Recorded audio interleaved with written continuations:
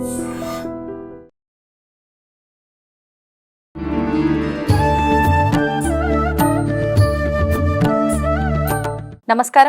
Welcome to I dream ధర్మ మార్గం కార్యక్రమానికి స్వాగతం. నేను మీ విజేత. ప్రస్తుతం మనతో పాటు ఉన్నారు మహాభారతం రీసెర్చర్ డాక్టర్ బాలమ్మ గారు. ఇప్పుడు అమ్మతో మాట్లాడి మరిన్ని విషయాలు తెలుసుకుందాం. ముఖ్యంగా చాలా కుటుంబాల్లో ఆర్థిక పరమైన ఇబ్బందులకు లోనవుతుంటారు. అసలు ఎందుకు మేము ఎన్ని పూజలు చేసినా ఏం చేసినా వీటి నుంచి బయటపడలేకపోతున్నాము అనుకుంటుంటారు. అదేవిధంగా మనశ్శాంతి కూడా లోపిస్తూ ఉంటుంది అటువంటి కుటుంబాల్లో. వారంతా ఏం చేస్తే బాగుంటుందో ఇప్పుడు అమ్మతో మాట్లాడి డీటెయిల్గా తెలుసుకునే ప్రయత్నం చేద్దాం. నమస్కారం అమ్మా. నమస్తే అమ్మ, చాలా మంది కుటుంబాల్లో చూస్తూ ఉంటాము, ఆర్థిక పరంగా ఎన్నో రకాల ఇబ్బందులు పడుతూ ఉంటారు. అసలు ఆ ఇబ్బందుల నుంచి బయటపడలేక రకరకాలుగా సతమతం అవుతుంటారు.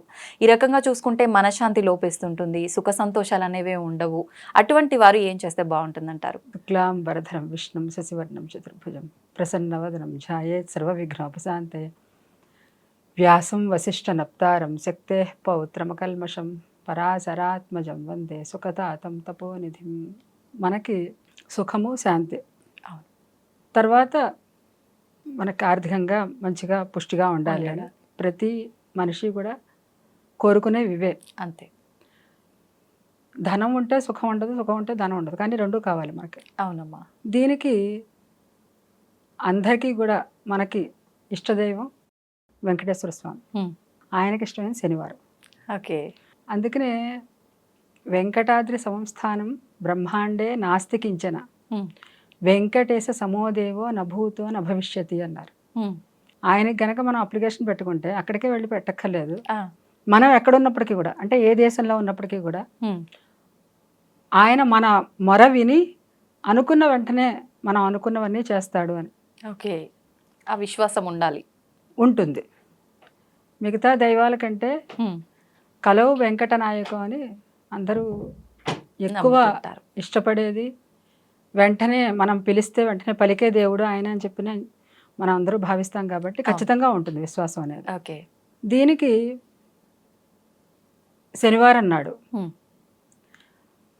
అంటే మనం ఇస్తే మనకు వస్తుంది అని. ఓకే. పూజ చేయడమే కాదు, పూజ చేసిన తర్వాత ఆ చేసినటువంటి నివేదన ఏదైతే ఉందో దాన్ని ఇంకొక జీవికి పెట్టడం, మనం తినడం మన సంప్రదాయంలో. అది ప్రసాదం అంటే మనం ఒక్కళ్ళని తింటాం అని కాదు, మనం పెడితేనే మనకు వస్తుంది అని. నలుగురితో షేర్ చేసుకోవాలి, అంతే తత్వం ఉండాలి. దీంట్లో శనివారం నాడు మనం వెంకటేశ్వర స్వామికి పూజ చేస్తాం కదా. అవునమ్మా. పూజ చేసినప్పుడు అరిటాకు అంటే అందరికీ తెలుసున్నదే, చాలా దాంట్లో ఔషధ గుణాలు ఉంటాయని చెప్పి ఇదివరకు తెలియకుండా వాడినప్పటికీ కూడా ఇప్పుడు తెలిసి వాడుతున్నారు అందరూ కూడా. అవును, అందులో ఔషధ గుణాలు ఉంటాయి అని. ఉంటాయి.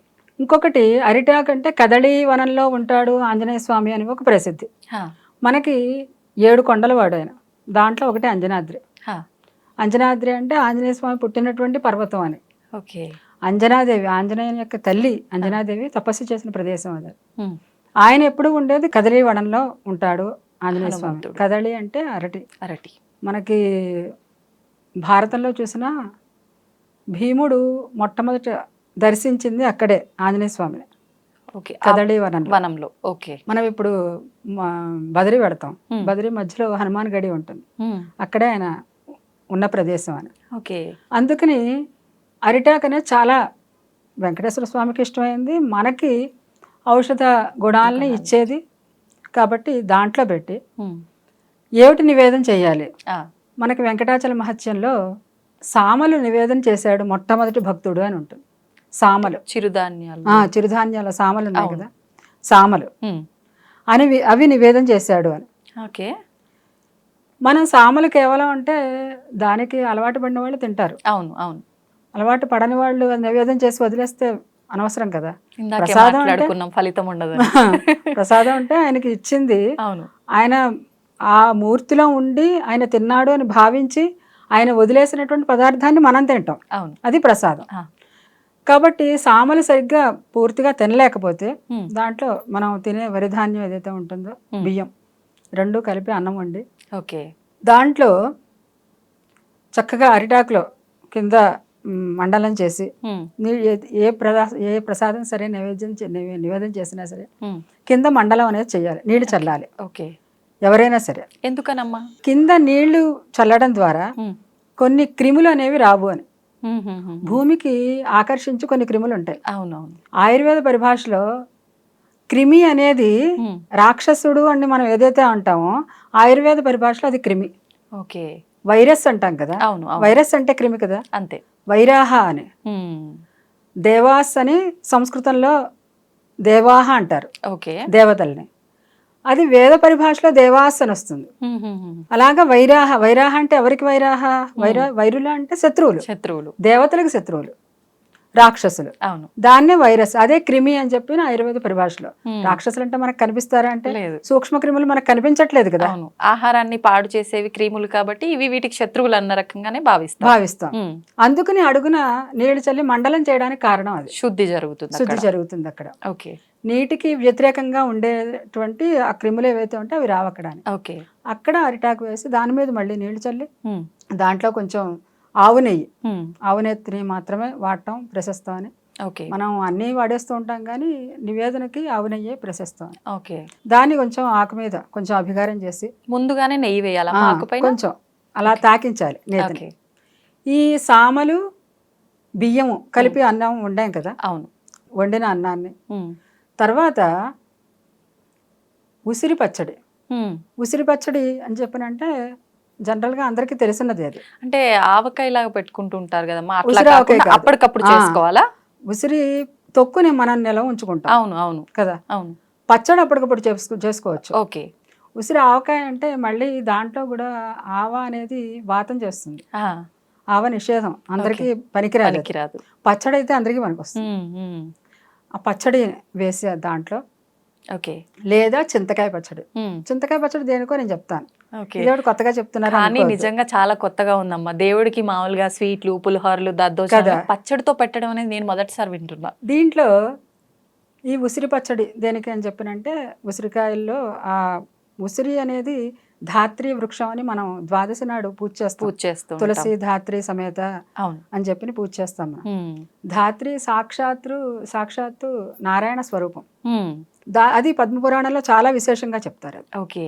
అది ధాత్రి ఫలంతో విష్ణుమూర్తికి అభిషేకం చేసినా చాలా ప్రియంట ఆయనకి, తులసి కాయలతోటి దాంతో.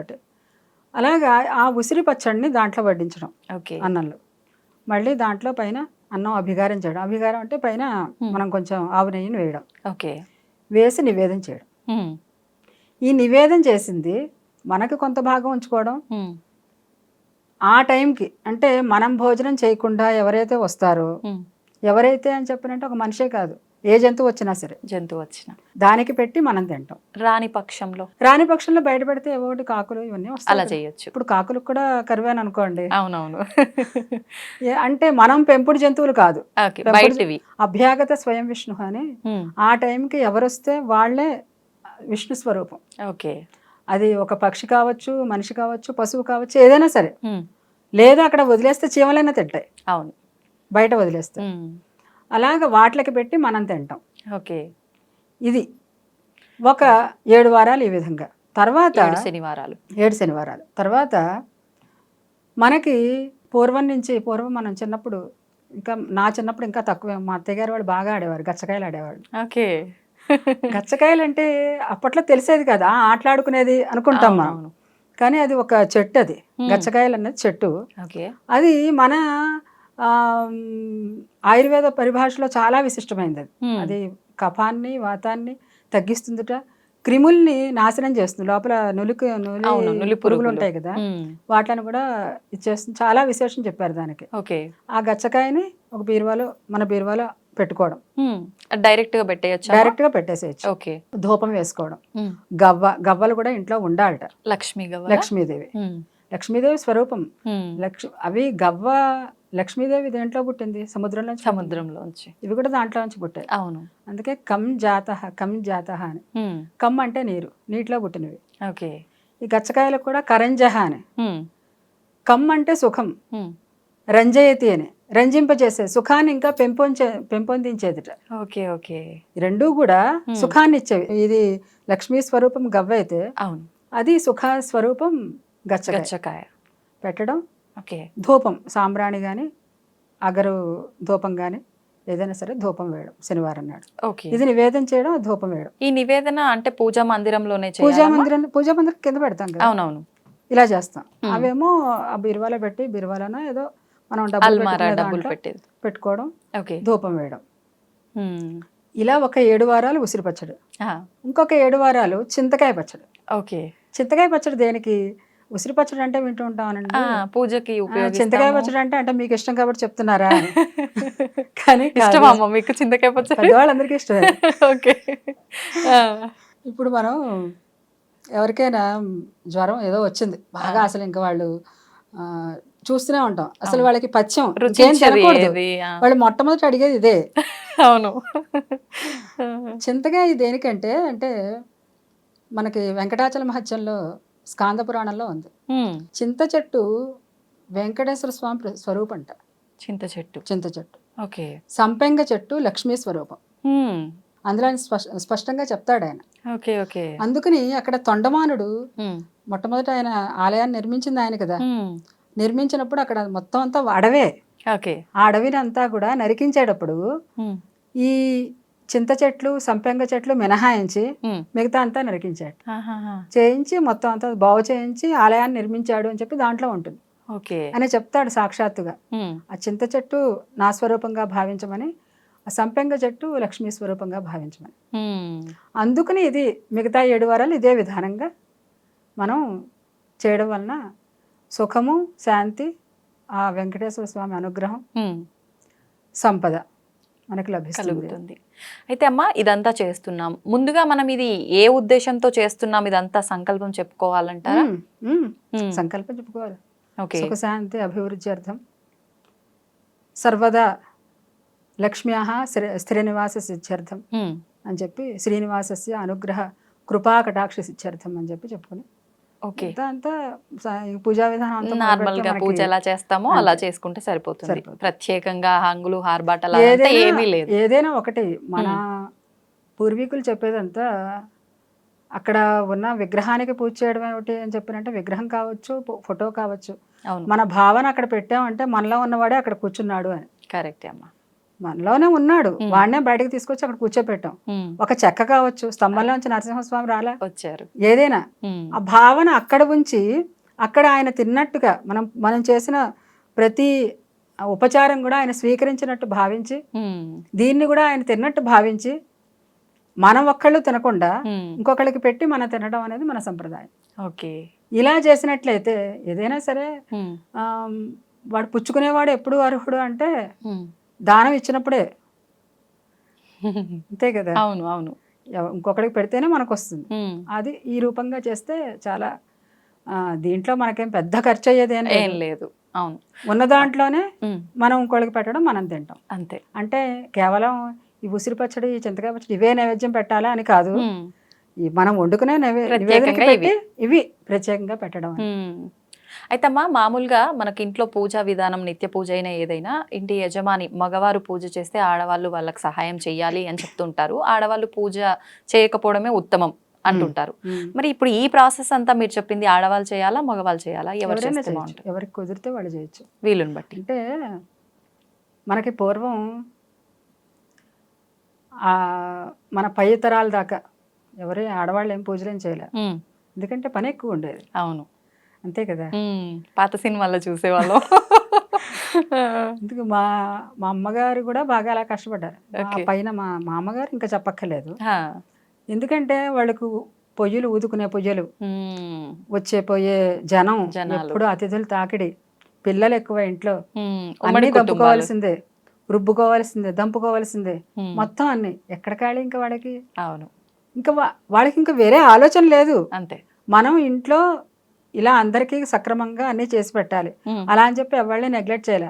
ఇంట్లో అత్తమామలు ఉండేవాళ్ళు, పెద్దవాళ్ళు, ఇంకా ఆడపడుచులు, ఒకవేళ వాళ్ళు గనక భర్త పోయే వాళ్ళు ఉంటే వాళ్ళని కూడా ఇంట్లోనే ఉంచుకునేవాళ్ళు, ఇక్కడే ఉండిపోయేవారు.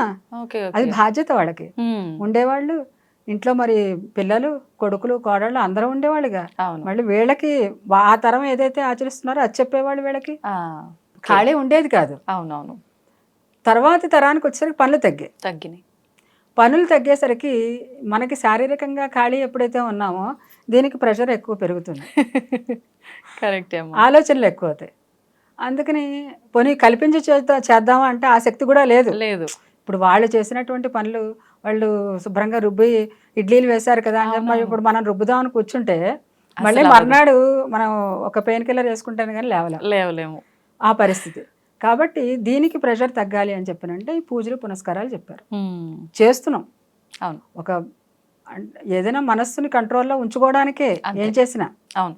పూజా పునస్కారం కానివ్వండి, పనులు కానివ్వండి, ఏదైనా సరే ఆ పనులు చేస్తున్నప్పుడు కూడా నేను చేస్తున్నాను అని అహంకారం ఉంటే అది పనికిరాదు కదా. పనికిరాదు. పూజలైనా అంతే. ఈ మనసును కంట్రోల్ చేసుకోవడానికి మగవాళ్ళు చేస్తున్నారు, వాళ్ళకి కుదరలేదు అనుకోండి. ఎందుకంటే అందరికీ ఇప్పుడు షిఫ్ట్లు ఇలాంటివన్నీ ఉద్యోగరీత్యా ఎలా అవుతుంది, అందరికీ అవ్వదు. ఆడవాళ్ళనే చేయొచ్చు, తప్పలేదు. ఇప్పుడు 7 వారాల్లో ఒక 2 వారాలు నాకు వీలైంది నేను చేసిన, మిగతా వారాలు ఇంట్లో వాళ్ళు ఎవరైనా చేయొచ్చు, తప్పేం లేదు. ఓకే. మన ఇంట్లో జరుగుతోంది.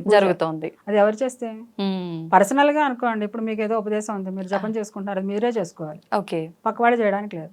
ఇంట్లో దేవత అనేది అందరికీ సంబంధించి ఎవరైనా చేయొచ్చు. చాలా చక్కగా వివరించారమ్మా. నాకైతే ముఖ్యంగా చిన్నప్పుడు అమ్మ వాళ్ళు చింతకాయ పచ్చడి, నెయ్యి, గోరుముద్దలు గుర్తు చేశారమ్మా. థ్యాంక్ యూ అమ్మా, థ్యాంక్ యూ వెరీ మచ్.